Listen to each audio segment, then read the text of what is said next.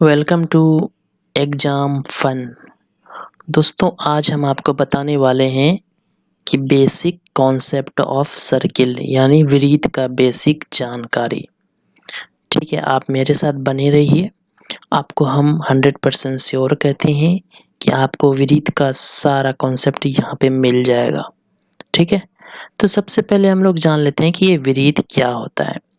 दोस्तों वृत्त का डेफिनेशन होता है कि गोलाकार आकृति को हम लोग वृत्त कहते हैं। ठीक है, ये जो आपको नज़र आ रहा है ये गोलाकार आकृति है, इसी को हम लोग वृत्त कहते हैं। ये सिंपल सा दिखने में जो चित्र नज़र आ रहा है उसी को वृत्त कहते हैं। जैसे आप ले सकते हैं चूड़ी, चूड़ी का आकार आप देख रहे होंगे इस तरह का होता है। ठीक है, गोलाकार होता है। और दूसरा पार्ट आता है दोस्तों परिधि क्या होता है। देखिए ये आपको जो वृत्त नज़र आ रहा है, ठीक है, इसका कुछ ना कुछ तो लंबाई होगा ना जी। यहाँ से मान लीजिए इसको जो है खोल देते हैं, ये वृत्त आपका नज़र आ रहा है, इसको खोल देंगे तो इसका कुछ यहाँ से मान लीजिए इसको खोलने के बाद इस तरह होगा। तो परिधि किसको कहते हैं? वृत्त की कुल लंबाई को हम लोग वृत्त का परिधि कहते हैं। यानी वृत्त का यहाँ से यहाँ से यहाँ से यहाँ तक की जितनी भी लंबाई होगा उसी को वृत्त का परिधि कहते हैं। ठीक है, तो खैर वृत्त की परिधि यह आपको सामने नज़र आ रहा है। यहाँ से यहाँ से यहाँ से यहाँ से यहाँ तक की टोटल लंबाई को हम लोग वृत्त की परिधि कहते हैं। ठीक है, अब आता है केंद्र। तो सिंपल सी बात है, केंद्र किसको कहते हैं कि वृत्त की बीच वाली पॉइंट को, बिंदु को हम लोग वृत्त की केंद्र कहते हैं। ये जो आपको नज़र आ रहा है बीच वाला पॉइंट, इसी को हम लोग क्या कहते हैं? वृत्त का केंद्र कहते हैं। ठीक है, अब आता है त्रिज्या का पारी। दोस्तों त्रिज्या क्या है कि मान लीजिए आपका वृत्त है, तो त्रिज्या क्या कहलाता है पहले देख लेते हैं कि वृत्त के केंद्र से परिधि के बीच की दूरी को वृत्त की त्रिज्या कहते हैं। ये आपका वृत्त का केंद्र हुआ, ठीक है, और ये आपका वृत्त का परिधि हुआ। इसके बीच का जो दूरी है ये आपका आर यानी त्रिज्या कहलाता है। ठीक है, तो ये मान लीजिए वृत्त का परिधि ये केंद्र जो है ये आपका वृत्त का केंद्र है यहाँ से, और ये आपका वृत्त का परिधि है। तो यहाँ से यहाँ तक की भी दूरी आपका वृत्त का त्रिज्या ही कहलाएगा। यहाँ से यहाँ तक का दूरी आपका वृत्त का त्रिज्या ही कहलाएगा। तो त्रिज्या एक तरह का क्या है, किसके बीच का दूरी है? आपका वृत्त का केंद्र और ये आपका जो नज़र आ रहा है परिधि है उसके बीच की दूरी, यहाँ से यहाँ तक के बीच की दूरी।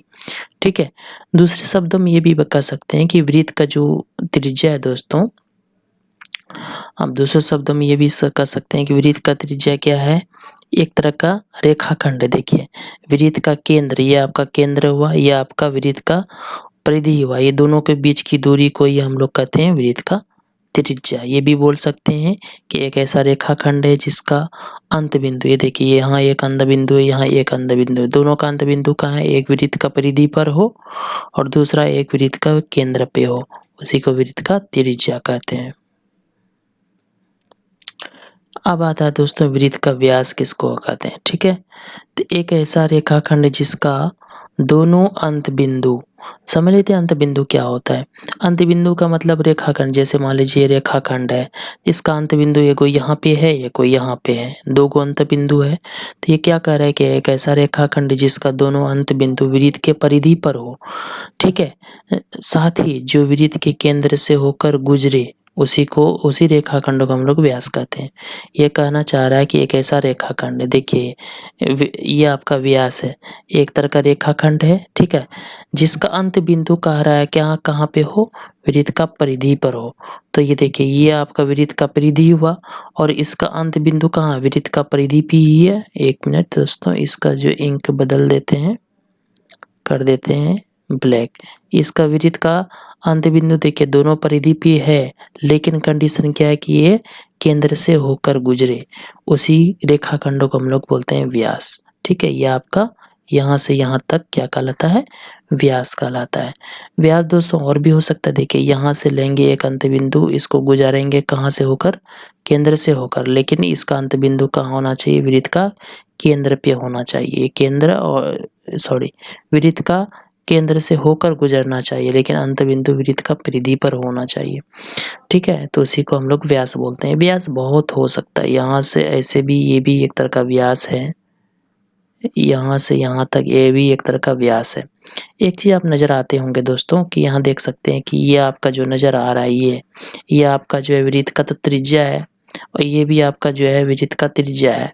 तो एगो त्रिज्या फिर एगो त्रिज्या, दोगो त्रिज्या मिलके ध्यान से देखिए आपका वृत्त का व्यास बनाता है, ठीक है। यानी दो गो जो त्रिज्या है वो एगो व्यास बनाता है, ठीक है। यानी दो गो त्रिज्या मिलके, एगो त्रिज्या मान लीजिए यहाँ से यहाँ, एगो त्रिज्या यहाँ से यहाँ, दो गो त्रिज्या हुआ, दो गो त्रिज्या व्यास के बराबर होता है, ये भी याद रखिएगा। उसके बाद आते हैं हम लोग जीवा पे। जीवा क्या होता है दोस्तों कि एक ऐसा रेखाखंड जिसका दोनों अंत बिंदु वृत्त की परिधि पर हो, उसी को वृत्त का उसी रेखाखंड वृत्त की जीवा कहते हैं। जीवा मतलब ये हुआ कि ये भी एक तरह का रेखाखंड ही है, ठीक है।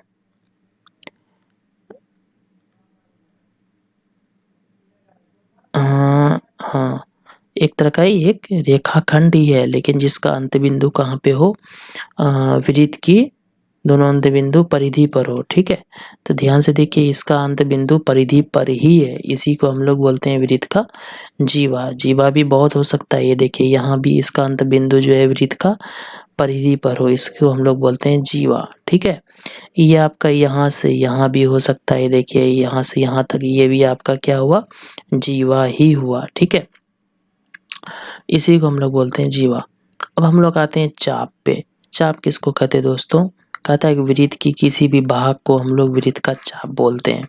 कहने का मतलब ये मान लीजिए वृत्त है, ठीक है, वृत्त का कोई भी भाग, ये और ये देखिए ये आपका भाग जो है ये आपका इस तरह जो नज़र आ रहा है, इसी को हम लोग बोलते हैं वृत्त का चाप। चाप भी दो तरह का होता है, ध्यान से देखिए दोस्तों, ये एक चाप हुआ और दूसरा चाप ये देखिए यहाँ से यहाँ से यहाँ से यहाँ तक, ये दूसरा चाप हुआ। तो यानी ये जो पहला चाप है, पहला चाप जो है आपका ये छोटा वाला हुआ, इसको लघु चाप बोलते हैं, और वो जो बड़ा वाला यहाँ से यहाँ तक है, इसको हम लोग बोलते हैं दीर्घ चाप, ठीक है। चाप भी कितना तरह का हुआ, एक लघु चाप और दूसरा क्या हुआ, दीर्घ चाप। लघु चाप आपका ये वाला हुआ और दीर्घ चाप आपका ये यहाँ से लेकर यहाँ, क्योंकि ये भी तो वृत्त का ही पार्ट है ना, तो दो पार्ट इसका हुआ, एक लघु चाप एक दीर्घ चाप। अब आते हैं दोस्तों अर्धवृत्त पे। तो अर्धवृत्त क्या होता है कि वृत्त का आधा हिस्सा को हम लोग अर्धवृत्त कहते हैं।